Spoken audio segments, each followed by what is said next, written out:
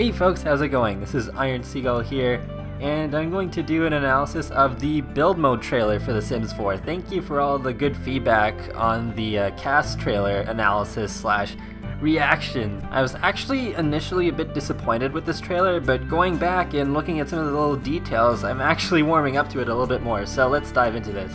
Oh yes, and don't worry, my reactions are definitely appropriate for children this time around. Well, I guess they were the first time. So first we see some houses. Some very gorgeous houses. This one's definitely my favorite. I love little quaint homes like that. And I kinda hope we get porch swings and rocking chairs, then we could definitely add to that porch. I'd just like to go back to this house for a second to point out that there's actually rounded foundations and balconies. That's pretty cool. I think that was already confirmed at Gamescom, but it's really nice to actually see. So here we get to see a house being built, and as you can see, it's a lot easier to build rooms than ever before. You can see the new UI here, and overall I do like it a lot more than The Sims 3. It looks so much cleaner and more modern. It's a departure from the earlier games, but I like it. It also seems like we may be able to save in the middle of build mode again instead of having to go to edit town or live mode to save. So here you can see pretty much what you would expect, like to go between stories, have the walls cut away or have them up, record videos, and go to main menu and the options. But what is with those two high-fiving Sims? Is that the exchange? I'm guessing so.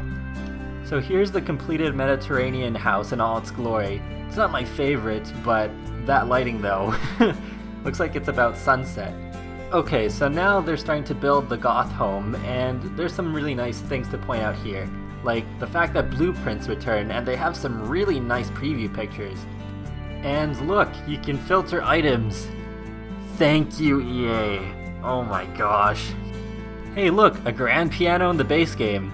So here we have a living room that's meant to fit Mortimer's refined tastes, and I would agree with that. I just love the group dynamics going on in this conversation, where Mortimer is standing up and then there's all these Sims sitting down and all of them are involved in the conversation. It's just amazing to me. And now we have a dining room suited to Bella's tastes, and I love the big windows and the curtains here. I also noticed Bella is suddenly wearing arm stockings now, where she wasn't before. I guess that's what her formal wear is. As already explained in the trailer, you can set the walls to 3 different heights. Even though I'm not really that big on build mode myself, I can definitely imagine builders going crazy over this. So here you can have a look at the windows we're getting in the base game. They may add more in the future, but there's a sneak peek at least. And again, just to reiterate what was said in the trailer, you can easily add windows to a room with a single click, and you can also easily move the windows up and down the walls. It appears we're getting cornices in the base game. I think we knew this already though. And here we can see we can reshape roofs. So that is pretty awesome, even as someone who doesn't play with build mode that often, because I even noticed there aren't really that many roof types in The Sims 3. And here we can see the foundation height slider in action. And I'd also like to point out, if you haven't noticed already, there's different mailboxes with each house. The stairs also automatically adjust to the foundation height, so you don't need to worry about that. And the terrain paints look pretty nice. I'm also liking the trees more now, because I didn't really like them at first. And there's the completed goth house, and actually from this point forward is where the trailer gets a lot more exciting in my opinion. We get to see more of the town and stuff. So there's a couple of things I would like to point out here that I like. So first off, I love the guitar bedding cover on the little bed there. And over in the living room you can see a little TV on top of an end table. I think those are separate objects, which is an A+ in my book. I don't really have that much to say about the backyard here, but I do like the patio furniture. I must say I really love this part of town. I love the median in the middle of the road and the lining of the trees and the lampposts. I don't know, it just looks amazing. But the most interesting part, however, is off to the left. Looks like those are planters, so looks like we have gardening in the base game. Hey, we didn't have gardening until Seasons in The Sims 2, so there was a possibility it could have been left out. Here you can see a traffic light and a couple of Sims running around. I would love EA so much if they included an actual traffic system this time around. So off to the right you can see some cars driving by, and actually by this point I'm getting really concerned about the lack of driveways in all the different houses that we've seen so far. I don't know, I mean they did leave cars out of the Sims 2 base game, so that could happen again, which is a real step backwards for me. So here we can see a group conversation between 3 roommates, and I'd like to point out on the left, there appears to be a pot that is just left there on the stove. Please don't let the house catch on fire. Actually, it could just be a regular counter. It's really hard for me to tell from that angle. But it does bring up the idea that maybe, just maybe, a sim could start cooking, then while the stove is cooking their food, have a conversation with another sim, and then attend to the stove and get their food out of the stove while they're still talking to another sim. I think that'd be pretty cool. And here I just gotta point out that this girl seems very fascinated with her drink.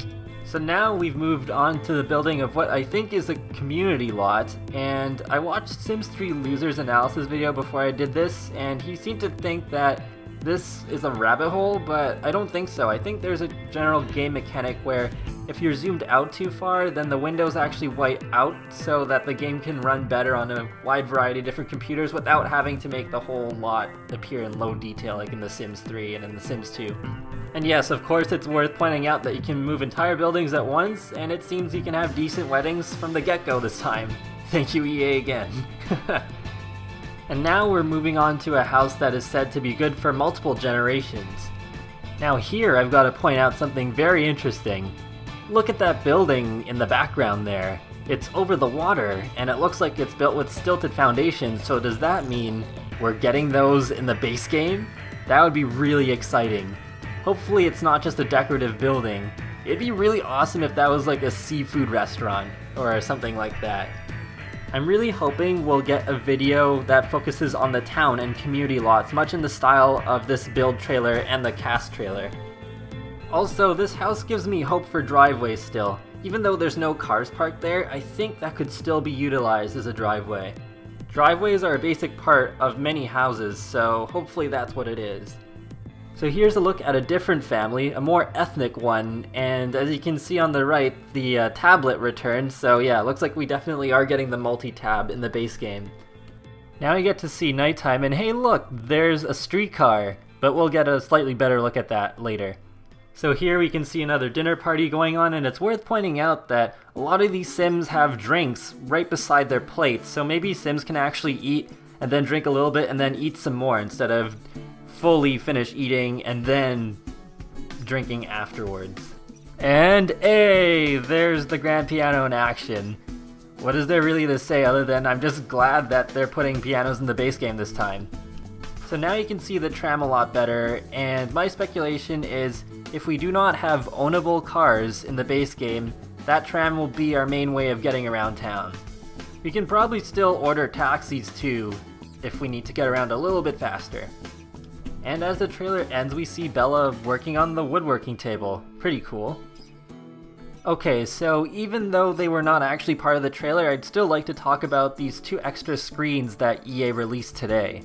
So this house is gorgeous. I love the modern style and the patio off to the left, and there's a lighthouse in the background, and also that same building over the water that I talked about earlier. There's also the same modern house we saw in the sneak peek for the trailer, and I wasn't really going to say much about it except for there's a little sign near the river off to the right. I'm not sure what that means. It might mean something. Who knows? Maybe I'm just overanalyzing, but maybe it's just a little sign saying, oh, you can fish here. Something along those lines?